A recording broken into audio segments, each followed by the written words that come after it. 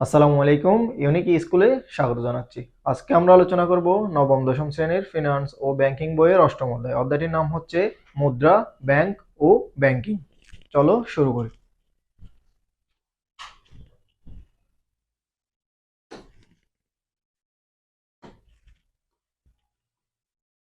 এই অধ্যায়ের আলোচ্য বিষয় হলো মুদ্রা, মুদ্রা ও তার ইতিহাস, ব্যাংক, ব্যাংকের উৎপত্তি ও ক্রমবিকাশ, ব্যাংকিং, ব্যাংকের প্রধান কার্যাবলী, ব্যাংকার ইত্যাদি বিষয় নিয়ে আজকে আমরা বিস্তারিত আলোচনা করব। প্রথমে আমাদের রয়েছে মুদ্রা। মুদ্রা কি? মুদ্রা হলো একটি বিনিময়ের মাধ্যম যা সবার নিকট গ্রহণীয় এবং যা মূল্যের পরিমাপক ও সঞ্চয়ের বাহন হিসাবে কাজ করে। তাহলে মুদ্রাটা কি? মুদ্রা হচ্ছে একটা বিনিময়ের মাধ্যম যা হচ্ছে সবার নিকট গ্রহণীয় এবং পরিমাপক ও সঞ্চয়ের বাহন হিসাবে কাজ করে। মুদ্রার কিছু বৈশিষ্ট্য রয়েছে।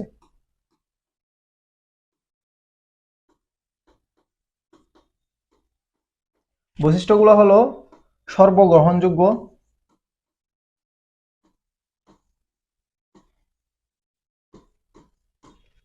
পরিমাপযোগ্য,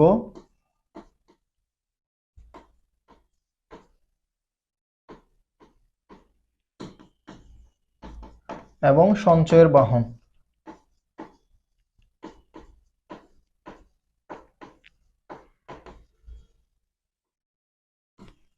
এগুলো হলো মুদ্রার বৈশিষ্ট্য। তাহলে মুদ্রাটা কি? একটি বিনিময় মাধ্যম যেটা হচ্ছে সবার নিকট গ্রহণীয় এবং সঞ্চয়ের বাহন এবং পরিমাপক হিসেবে কাজ করে। এর পরবর্তী রয়েছে মুদ্রা ও তার ইতিহাস। মানব সৃষ্টি ও সভ্যতার বিবর্তনের সাথে সাথে মানুষের প্রয়োজন, কর্মকাণ্ড এবং সামাজিক বন্ধনের পরিধি প্রসার লাভ করতে থাকে। তাহলে মানব সভ্যতা বিবর্তনের সাথে সাথে মানুষের প্রয়োজন বাড়তে থাকে, কর্মকাণ্ড বাড়তে থাকে এবং সামাজিক বন্ধনের পরিধিও বাড়তে থাকে। প্রথমে মানুষের চাহিদা ছিল খুব সীমিত। প্রথম মানুষের চাহিদা ছিল খুবই সীমিত এবং পরস্পরের মধ্যে তার প্রয়োজনের অতিরিক্ত দ্রব্যাদি বিনিময়ের মাধ্যমে নিজের চাহিদা নির্বাহ করত। তাহলে আদিকালে মানুষ কিভাবে বিনিময় করত? দ্রব্য বিনিময়। কি বিনিময় করত? দ্রব্য বিনিময়। দ্রব্য বিনিময়টা কি? দ্রব্য বিনিময়টা হচ্ছে দ্রব্যের বিপরীতে দ্রব্য দেওয়া। অর্থাৎ তুমি 1 কেজি মাছ দিলে তোমাকে 1 কেজি চাউল দিল, এটা হচ্ছে দ্রব্য বিনিময়, অর্থাৎ দ্রব্যের বিপরীতে দ্রব্য দেওয়া। বিনিময়ের মাধ্যম হিসেবে মুদ্রা হিসেবে কড়ি, হাঙ্গরের দাঁত, হাতির দাঁত, পাথর, ঝিনুক, পোড়ামাটি, তামা, রূপা ও সোনার ব্যবহার লক্ষ্য করা যায়। তাহলে মুদ্রা হিসাবে কি কি ব্যবহার করতো মানুষ? কড়ি ব্যবহার করত, হাঙ্গরের দাঁত ব্যবহার করত, হাতির দাঁত ব্যবহার করত, পাথর ব্যবহার করত, ঝিনুক, পোড়ামাটি, তামা, রূপা ও সোনার ব্যবহার লক্ষ্য করা যায়। তাহলে এর পরবর্তীতে আমাদের কাগজি মুদ্রার প্রচলন হয়। তাহলে কাগজি মুদ্রার প্রচলন হয়েছিল মুদ্রার ব্যবহারে মানুষের প্রয়োজন মেটাতে না পারে।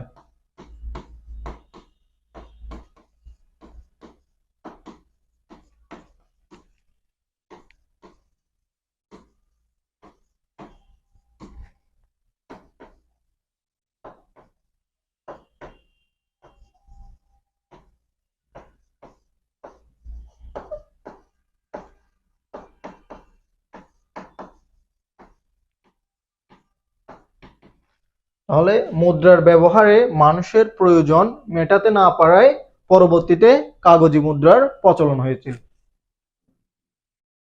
এর পরবর্তী আমাদের রয়েছে মুদ্রা ও তার ইতিহাস। তাহলে আমাদের এখানে মধ্যখানে রাখছি ব্যাংকে। ব্যাংক হচ্ছে এমন একটি আর্থিক প্রতিষ্ঠান যেখানে বিভিন্ন উৎসব খাত থেকে টাকা আসে আবার এবং বিভিন্ন উৎসব খাতে টাকাগুলো চলে যায়। তাহলে ব্যাংক হচ্ছে একটি আর্থিক প্রতিষ্ঠান। ব্যাংকে কোথা থেকে টাকা আসে? আমানতকারী। আমানতকারী কারা? আমানতকারী হচ্ছে যারা ব্যাংকে টাকা জমা রাখে আমানত হিসাবে, ওরা হচ্ছে আমানতকারী। আমানতকারীরা ব্যাংকে টাকা জমা রাখে। আর হচ্ছে বিনিয়োগকারী। বিনিয়োগকারী কারা? ব্যাংক ব্যাংকে যারা শেয়ার ক্রয়ের মাধ্যমে বিনিয়োগ করে থাকে, অর্থাৎ একটি ব্যাংক প্রতিষ্ঠা করার সময় শেয়ার বিক্রি করে, এই শেয়ার গুলা ক্রয় করে যারা ব্যাংকের মধ্যে বিনিয়োগ করে থাকে ওরা হচ্ছে বিনিয়োগকারী। বিনিয়োগকারীর মাধ্যমে ব্যাংকে টাকা আসে। আর হচ্ছে মূলধন। মূলধন কোনটা? একটা ব্যাংক প্রতিষ্ঠা করার জন্য 400 কোটি টাকা মিনিমাম লাগে। তাহলে এটা হচ্ছে ব্যাংকের মূলধন, অর্থাৎ ব্যাংক প্রতিষ্ঠা করার সময় যে টাকাটা দিয়ে থাকে এটা হচ্ছে ব্যাংকের মূলধন। তাহলে এই তিনটা খাত থেকে আমরা ব্যাংকে টাকা আসে, আর এই তিনটা খাতে ব্যাংক টাকা ব্যয় করে থাকে, অর্থাৎ চলে যায়। ঋণ গ্রহীতা, ব্যাংক থেকে ঋণ গ্রহীতারা ঋণ নিয়ে থাকে, অর্থাৎ ব্যাংক ঋণ দেয় সুদের বিপরীতে। কিসের বিপরীতে? সুদের বিপরীতে। এরপর হচ্ছে বিনিয়োগ, ব্যাংক বিভিন্ন ব্যবসায় বা লাভজনক খাতে বিনিয়োগ করে থাকে। কিসের আশায়? মুনাফার আশায়। কিসের আশায়? মুনাফার আশায়। এর পরবর্তী তারল্য, ব্যাংকে সবসময় তারল্য রাখতে হয়। তারল্যটা কি? তারল্যটা হচ্ছে নগদ টাকা। তারল্য কি? নগদ টাকা, অর্থাৎ এটিএম বুথ এবং প্রতিষ্ঠানের ব্যাংকের মধ্যে ক্যাশের মধ্যে কি টাকা রাখতে হয়, যখন গ্রাহকরা চায় তখন সেবা দিতে পারার জন্য। এর পরবর্তী আমাদের রয়েছে ব্যাংক। ব্যাংক ব্যবস্থার প্রাথমিক ধারণা। ব্যাংক হলো এমন একটি আর্থিক মধ্যস্থকারী প্রতিষ্ঠান। কি প্রতিষ্ঠান? আর্থিক মধ্যস্থকারী প্রতিষ্ঠান বা আমানত হিসাবে অর্থ জমা রাখে এবং ঋণ দেয় ও বিভিন্ন ব্যাংকিং সেবা প্রদান করে থাকে। তাহলে ব্যাংক হচ্ছে একটি আর্থিক মধ্যস্থকারী প্রতিষ্ঠান, যেখানে হচ্ছে গ্রাহকরা ওই আমানতকারীরা আমানত হিসাবে টাকা জমা রাখে এবং ব্যাংক ওই আমানতকৃত অর্থগুলা ঋণ হিসাবে ঋণ গ্রহীতাদের দিয়ে থাকে সুদের বিনিময়ে। ঋণ দেয় কিসের বিনিময়ে? সুদের বিনিময়ে।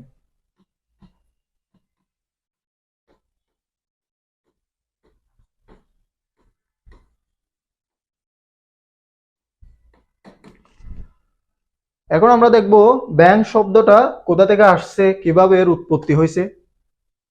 জার্মান শব্দ ব্যাংক, তাহলে এটা হচ্ছে কি? BANK। এই ব্যাংক থেকে ইতালি শব্দ ব্যাংকো এসেছে। কি এসেছে? ইতালি শব্দ ব্যাংকো এসেছে। এই ব্যাংকো থেকে ইংরেজি শব্দ ব্যাংকের উৎপত্তি হয়। তাহলে প্রথমে ছিল ব্যাংকের জার্মান শব্দ হচ্ছে কি? ব্যাংক, অর্থাৎ ব্যাংকের সাথে পর একটা ই যুক্ত করে দেওয়া। এর পরবর্তী ইতালি শব্দ হচ্ছে ব্যাংকো। এই ব্যাংকো থেকে ইংরেজি শব্দ ব্যাংকের উৎপত্তি হয়েছিল। এরকম তোমাদের এমসিকিউ আসতে পারে, ব্যাংকের উৎপত্তি হয়েছিল কোন ভাষা থেকে, অর্থাৎ নিচের কোনটি ব্যাংকের জার্মানি ভাষা। এটা তো এরকম হচ্ছে তোমার এমসিকিউ তে আসতে পারে, তখন তোমাকে সঠিক উত্তর দাগাতে হবে। ব্যাংক থেকে ব্যাংকু, ব্যাংকু থেকে ইংরেজি শব্দ ব্যাংকের উৎপত্তি হয়েছিল। মধ্যযুগীয় অর্থনীতির ইতিহাসে দেখা যায় ইতালির লম্বার্ডি স্টেট এ এক শ্রেণীর লোক একটি লম্বা টুল বা বেঞ্চে অর্থ জমা রাখা এবং অর্থ ধার দেওয়ার ব্যবসা পরিচালনা করত।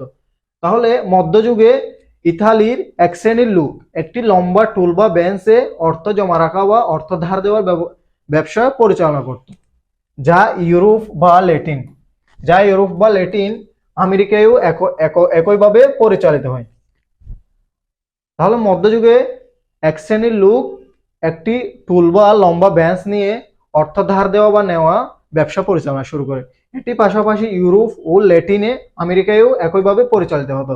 তাই ব্যাংক শব্দটি ল্যাটিন উৎপত্তির পেছনে বেশি সমর্থন করে। তাহলে ব্যাংক শব্দটি ল্যাটিন উৎপত্তির পিছনে বেশি সমর্থন করে। ব্যাংক শব্দটি কোথা থেকে উৎপত্তি হয়েছিল?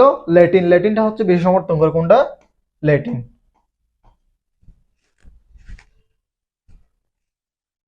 এর পরবর্তী আমাদের রয়েছে ব্যাংকের উৎপত্তি ও ক্রমবিকাশ। তাহলে কিভাবে ব্যাংক ক্রমান্বয়ে আমাদের মধ্যে এসেছিল, কিভাবে বিকশিত হয়েছিল, এটা সম্পর্কে এখন আমরা জানব।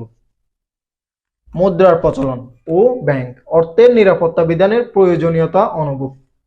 মুদ্রার প্রচলন ও ব্যাংক। মুদ্রার প্রচলনের পর অর্থের নিরাপত্তা বিধানের প্রয়োজনীয়তা অনুভব করতেছিল মানুষ। তাহলে মহাজন বা ঋণ ব্যবসায়ী শ্রেণীর উদ্ভূত। মহাজন এবং আদিকালে কি করতো? মহাজনরা, গ্রামের মহাজনরা মানুষের টাকা জমা রাখতো, ওরা ব্যাংকের মতো কাজ করত। প্রথম আমাদের আছে প্রাচীন যুগ, খ্রিস্টপূর্ব 2000 থেকে খ্রিস্টপূর্ব 500। এটা হচ্ছে আমাদের প্রাচীন যুগ। তাহলে প্রাচীন যুগের সাল কত? খ্রিস্টপূর্ব 2000 থেকে 500, এটা মনে রাখতে হবে। প্রাচীনকাল হচ্ছে খ্রিস্টপূর্ব 2000 থেকে 500। প্রাচীনকালে কি কি হয়েছিল? ব্যাংকিং কার্যক্রমের সূচনা এই যুগে। তাহলে ব্যাংকের সূচনা হয়েছিল প্রাচীন যুগে। মন্দির ও ধনী ব্যবসায়ীরা মানুষের অর্থ সংরক্ষণ করত এবং ঋণ দিত। মন্দির ও ধনী ব্যবসায়ীরা মানুষের অর্থ সংরক্ষণ করত এবং ঋণ প্রদান করত। তাহলে প্রাচীন যুগে মানুষের কাছে অর্থ সংরক্ষণ করত এবং ঋণ দিত কারা? মন্দির এবং ধনী ব্যবসায়ীরা। মন্দির এবং ধনী ব্যবসায়ীরা। এর পরবর্তী রয়েছে ব্যাবিলন, মিশর, গ্রিস ও রোমে ব্যাংকিং এর প্রাথমিক রূপ পাওয়া যায়। তাহলে ব্যাংকিং এর প্রাথমিক রূপ পাওয়া যায় কোথায়? ব্যাবিলন, মিশর, গ্রিস ও রোমে ব্যাংকিং এর প্রাথমিক রূপ পাওয়া গেছিল। এর পরবর্তী রয়েছে ব্যাবিলনের হামুরাবির আইনে ঋণ ও সুদের নিয়ম ছিল। তাহলে ব্যাবিলনের কোন আইনে ঋণ ও সুদের নিয়ম ছিল? হামুরাবির। কোন আইনে? হামুরাবির। মন্দির ভিত্তিক ব্যাংকগুলোকে বলা হতো টেম্পল ব্যাংকিং। তাহলে মন্দির ভিত্তিক যে ব্যাংকগুলো ছিল এগুলোকে কি বলা হতো? টেম্পল ভিত্তিক ব্যাংকিং। এটা মনে রাখবা, মন্দির ভিত্তিক যে ব্যাংকগুলো ছিল তাকে আমরা কি বলতাম? টেম্পল ব্যাংকিং বলতাম। কি বলতাম? Temple banking. এর পরবর্তী আমাদের রয়েছে মধ্যযুগ। তাহলে মধ্যযুগটা হচ্ছে খ্রিস্টপূর্ব 500 থেকে 1500। প্রাচীন যুগ হচ্ছে 2000 থেকে 500, আর হচ্ছে মধ্যযুগ হচ্ছে 500 থেকে 1500 খ্রিস্টপূর্ব। মধ্যযুগে ইউরোপে বাণিজ্যের প্রসারে ব্যাংকিং বিকাশ লাভ করে। কিসের প্রসারে ইউরোপে ব্যাংকিং লাভ করে? বাণিজ্যের প্রসারে। কিসের প্রসারে? বাণিজ্যের প্রসারে। ইতালির ভেনিস, জেনুয়া ও ফ্লোরেন্স শহরে প্রথম আধুনিক ব্যাংক প্রতিষ্ঠিত হয়। তাহলে প্রথম আধুনিক ব্যাংক প্রতিষ্ঠিত হয় কোথায়? ইতালির ভেনিস, জেনুয়া ও ফ্লোরেন্স শহরে প্রথম আধুনিক ব্যাংক প্রতিষ্ঠিত হয়েছিল। ব্যাংক শব্দটি ইতালীয় ব্যাংকু মানে টেবিল বা লম্বা বেঞ্চ থেকে এসেছে। তাহলে ব্যাংক শব্দটি ইতালীয় শব্দ ব্যাংকু, এর মান হচ্ছে টেবিল বা বেঞ্চ, এটা থেকে হচ্ছে এসেছে ব্যাংক শব্দটা। এই যুগে চেক, বিল অফ এক্সচেঞ্জ, আমানত ও লেনদেন প্রক্রিয়া চালু হয়। তাহলে চেকের ব্যবহার, বিলের ব্যবহার, আমানত, লেনদেন ইত্যাদি প্রক্রিয়া চালু হয়েছিল কোন যুগে? আমাদের মধ্যযুগে। ব্যাংকের মধ্যযুগে হচ্ছে চেক, বিল আর হচ্ছে আমানত, লেনদেন প্রক্রিয়াগুলো চালু হয়েছিল। ব্যবসায়ীরা নিরাপদ লেনদেনের জন্য ব্যাংকের সাহায্য নিতে শুরু করে। তাহলে নিরাপদ লেনদেনের জন্য ব্যবসায়ীরা কার সাহায্য নিত? ব্যাংকের সাহায্য নিত। কোন যুগে? মধ্যযুগে। এর পরবর্তী আমাদের রয়েছে আধুনিক যুগ। আধুনিক যুগ কোনটা? 1500 সাল থেকে বর্তমান সাল পর্যন্ত হচ্ছে আমাদের আধুনিক যুগ। তাহলে আধুনিক যুগ কোনটা? প্রাচীন যুগ হচ্ছে খ্রিস্টপূর্ব 2000 থেকে 500 অব্দ, আর মধ্যযুগ হচ্ছে 500 থেকে 1500 পর্যন্ত, আর এর আধুনিক যুগ হচ্ছে 1500 সাল থেকে বর্তমান সময় পর্যন্ত হচ্ছে আমাদের আধুনিক যুগ ব্যাংকের। তাহলে আধুনিক যুগে কি হয়েছিল? আধুনিক ব্যাংকিং এর ভিত্তি স্থাপিত হয়। আধুনিক যুগে কি হয়েছিল? আধুনিক ব্যাংকিং এর ভিত্তি স্থাপিত হয়। ব্যাংক অফ ইংল্যান্ড 1694 প্রতিষ্ঠার মাধ্যমে কেন্দ্রীয় ব্যাংকের ধারণা আসে। তাহলে কেন্দ্রীয় ব্যাংকের ধারণা কিভাবে আসে? ব্যাংক অফ ইংল্যান্ড কত সালে প্রতিষ্ঠিত হয়? 1694 সালে। ব্যাংক অফ ইংল্যান্ড প্রতিষ্ঠিত হয় কত সালে? 1694 সালে। এটা প্রতিষ্ঠার মাধ্যমে আমাদের কেন্দ্রীয় ব্যাংকের ধারণা আসে। তাহলে কেন্দ্রীয় ব্যাংকের ধারণা কিভাবে আসছিল? ব্যাংক অফ ইংল্যান্ড 1694 সালে প্রতিষ্ঠিত হওয়ার মাধ্যমে আমাদের কেন্দ্রীয় ব্যাংকের ধারণা আসে। এর পরবর্তী আমাদের রয়েছে শিল্প বিপ্লবের ফলে ব্যাংকের গুরুত্ব বৃদ্ধি পায়। ব্যাংকের গুরুত্ব বৃদ্ধি পাইছিল কেন? শিল্প বিপ্লবের কারণে। বাণিজ্যিক ব্যাংক, উন্নয়ন ব্যাংক ও কেন্দ্রীয় ব্যাংক প্রতিষ্ঠিত হয়। তাহলে শিল্প বিপ্লবের ফলে কি কি ব্যাংক প্রতিষ্ঠা হয়েছিল? বাণিজ্যিক ব্যাংক প্রতিষ্ঠা হয়েছিল, উন্নয়ন ব্যাংক প্রতিষ্ঠা হয়েছিল এবং কেন্দ্রীয় ব্যাংক প্রতিষ্ঠা হয়েছিল। বর্তমানে ব্যাংকিং ব্যবস্থায় computer, internet, mobile banking, credit card, online লেনদেন ও ডিজিটাল ব্যাংকিং প্রচলিত রয়েছে। তাহলে আধুনিক কাল হচ্ছে আমাদের আধুনিক ব্যাংকিং এর ভিত্তি স্থাপিত হয় এবং ব্যাংক অফ ইংল্যান্ড 1694 সালে প্রতিষ্ঠিত হওয়ার পর আমরা কেন্দ্রীয় ব্যাংকের ধারণা পাই। পরবর্তীতে হচ্ছে শিল্প বিপ্লবের ফলে আমাদের হচ্ছে ব্যাংকের গুরুত্ব আরো বৃদ্ধি পায়, যার ফলে কেন্দ্রীয় ব্যাংক, বাণিজ্যিক ব্যাংক এবং আমাদের উন্নয়ন ব্যাংক প্রতিষ্ঠা হয়েছিল। বর্তমানে আমরা দেখতে পাচ্ছি ব্যাংকিং ব্যবস্থার মধ্যে computer, internet, mobile banking, SMS banking, online banking ইত্যাদি চালু রয়েছে। এর পরবর্তী আমাদের রয়েছে সভ্যতার ক্রমবিকাশ ও ব্যাংক। তাহলে কিছু সভ্যতা রয়েছে। সভ্যতার মধ্যে প্রথম রয়েছে আমাদের বেবিলনীয় সভ্যতা।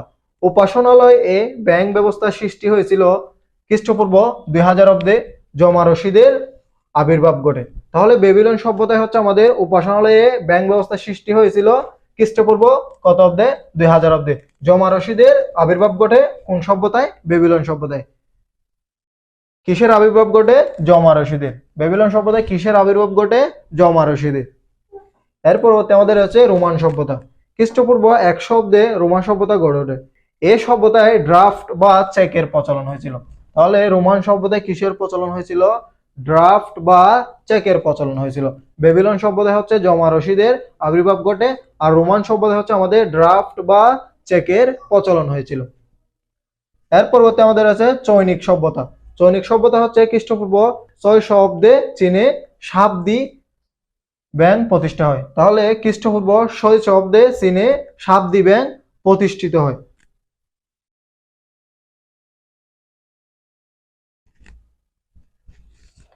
এর পরবর্তী আমাদের রয়েছে ব্যাংকিং। ব্যাংকিংটা কি? অক্সফোর্ড ডিকশনারির মতে ব্যাংক হচ্ছে অর্থ জমা, তোলা এবং ঋণ দেওয়ার একটি নিরাপদ প্রতিষ্ঠান। তাহলে অক্সফোর্ড ডিকশনারির মতে ব্যাংক হচ্ছে অর্থ জমা, তোলা এবং ঋণ দেওয়ার একটি নিরাপদ প্রতিষ্ঠান। ব্যাংকিং শব্দটি ব্যাংকের কার্যাবলীর একটি বিস্তৃত ধারণা, অর্থাৎ ব্যাংকের সকল আইনসঙ্গত কার্যাবলী ব্যাংকিং হিসাবে পরিচিত। অর্থাৎ ব্যাংকে যত ধরনের কাজ আছে, ব্যাংকে যত ধরনের কাজ আছে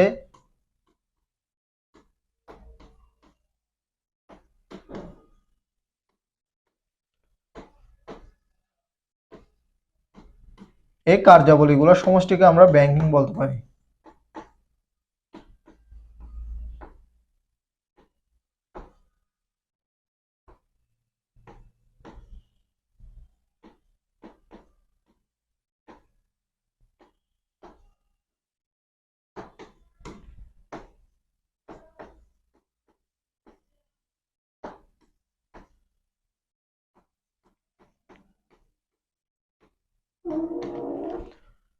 তাহলে ব্যাংকিংটা কি? ব্যাংকিং হচ্ছে ব্যাংকে যত ধরনের কাজ আছে ওই কার্যাবলীগুলো সমষ্টি হচ্ছে মূলত ব্যাংকিং, অর্থাৎ ব্যাংকের কাজগুলো। এর পরবর্তী আমাদের রয়েছে ব্যাংকের প্রধান কার্যাবলী যা ব্যাংকিং হিসাবে পরিচিত, অর্থাৎ ব্যাংকের প্রধান কার্যাবলী যা ব্যাংকিং হিসাবে পরিচিত। প্রথমে রয়েছে আমাদের জনগণ থেকে অর্থ আমানত সংগ্রহ। জনগণ থেকে অর্থ বা আমানত সংগ্রহ। তাহলে জনগণের অর্থ যখন ব্যাংকে জমা রাখে তখন এটা আমানত হিসাবে জমা রাখে। হিসাবে জমা রাখে? আমানত হিসাবে জমা রাখে। যাদের আয় ব্যয় থেকে বেশি তারা দেশের সঞ্চয়কারী। অর্থাৎ যাদের হচ্ছে যে জনগণ বা মানুষগুলোর আয় ব্যয় থেকে বেশি, অর্থাৎ যারা সঞ্চয় করতে পারবে তারা হচ্ছে দেশের সঞ্চয়কারী। ব্যাংক তাদের কাছ থেকে বিভিন্ন মেয়াদী আমানত সংগ্রহ করে। যারা হচ্ছে আয় বেশি করে, তাদের ব্যয়ের তুলনায় আয়টা বেশি করে, তারা হচ্ছে দেশের সঞ্চয়কারী। তাদের থেকে ব্যাংক বিভিন্ন মেয়াদে কি নিয়ে থাকে? সঞ্চয় বা আমানত নিয়ে থাকে, অর্থাৎ আমানত নিয়ে থাকে। ব্যাংক কি নিয়ে থাকে? আমানত নিয়ে থাকে। এর পরবর্তী আমাদের হচ্ছে ঋণদান। ঋণদানটা কি? অর্থাৎ ব্যাংক ঋণ প্রদান করে। ব্যাংক ঋণ কেন প্রদান করে? সুদের বিপরীতে। অর্থাৎ তুমি ব্যাংক থেকে ঋণ নিলে তোমাকে অবশ্যই কি দিতে হবে? সুদ দিতে হবে। কোনো ব্যবসা প্রতিষ্ঠানের প্রয়োজনীয় তহবিলের তুলনায় মালিকদের বা উদ্যোক্তাদের সরবরাহকৃত তহবিলের পরিমাপ কম হলে ব্যাংক ঋণ দিয়ে থাকে। অর্থাৎ ব্যাংক কখন ঋণ দিয়ে থাকে? যখন কোনো ব্যবসায়ী বা প্রতিষ্ঠানে তহবিলের তুলনায় মালিকদের বা উদ্যোক্তাদের কি সরবরাহকৃত তহবিলের পরিমাণ কম হয়, তখন ব্যাংক ঋণ দিয়ে থাকে। ব্যাংক ঋণ দিয়ে এদের সাময়িক ঘাটতি পূরণ করে থাকে। তাহলে ব্যাংক ঋণের মাধ্যমে কোন ধরনের ঘাটতি পূরণ হয়? সাময়িক ঘাটতি। কোন ধরনের ঘাটতি? সাময়িক ঘাটতি পূরণ হয়। কারণ হচ্ছে তোমাকে ওই ঋণের টাকা পরিশোধ করতে হবে, প্লাস ওই ঋণের বিপরীতে তোমাকে সুদও দিতে হবে। তাহলে ব্যাংক ঋণ দিয়ে আমাদের কোন ধরনের ঘাটতি পূরণ করে? সাময়িক ঘাটতি পূরণ করে।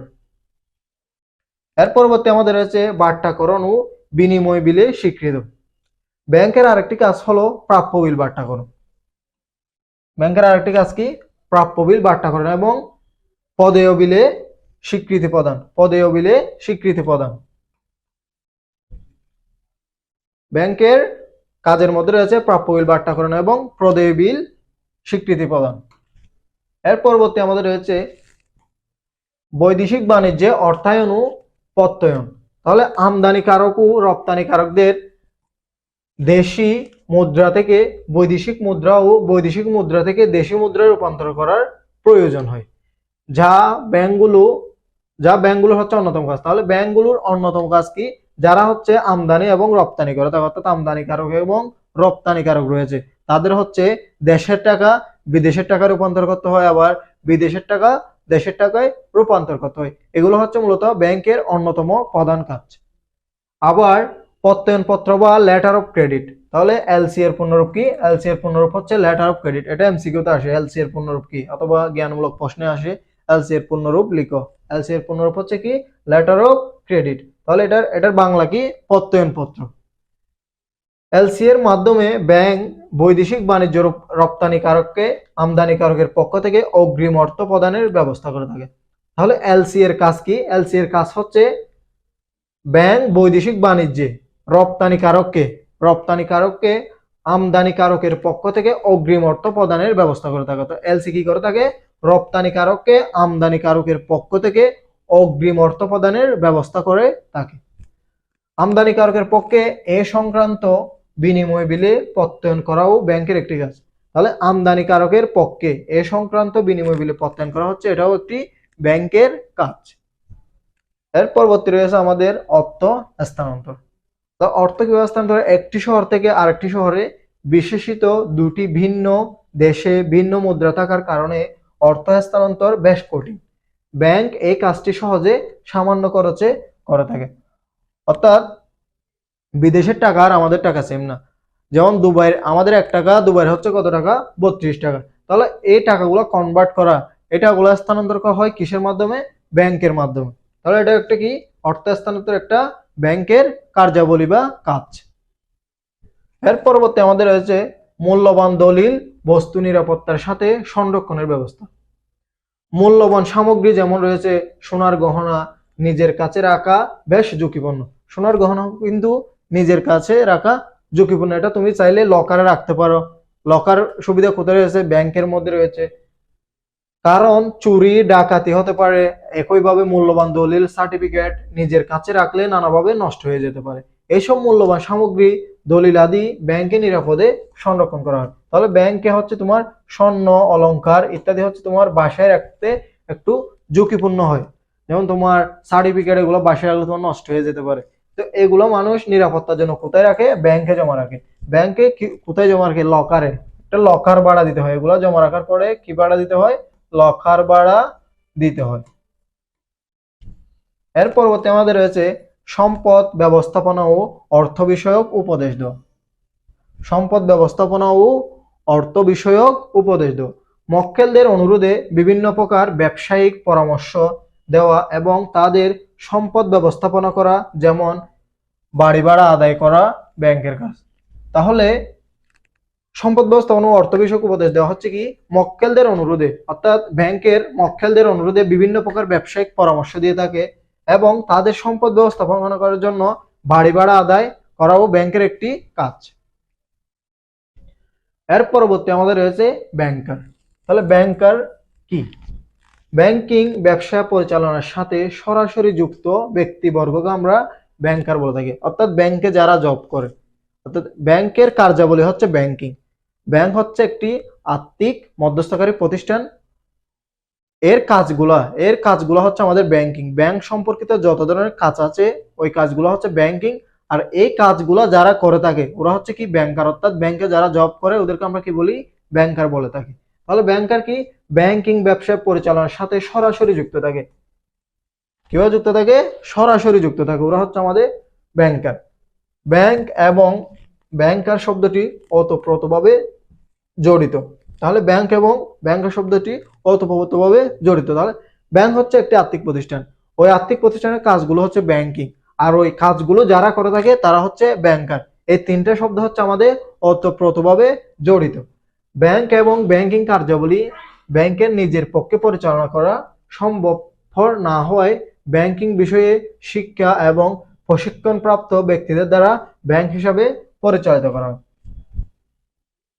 তাহলে ব্যাংকের কাজগুলা ব্যাংকের মালিকরা পরিচালনা করতে না পারে বিভিন্ন দক্ষ এবং প্রশিক্ষণপ্রাপ্ত ব্যক্তিদের দ্বারা ব্যাংকিং অর্থাৎ ব্যাংকের কাজগুলা করানো হয় এবং ব্যাংকিং ব্যবসা পরিচালনা করা হয়।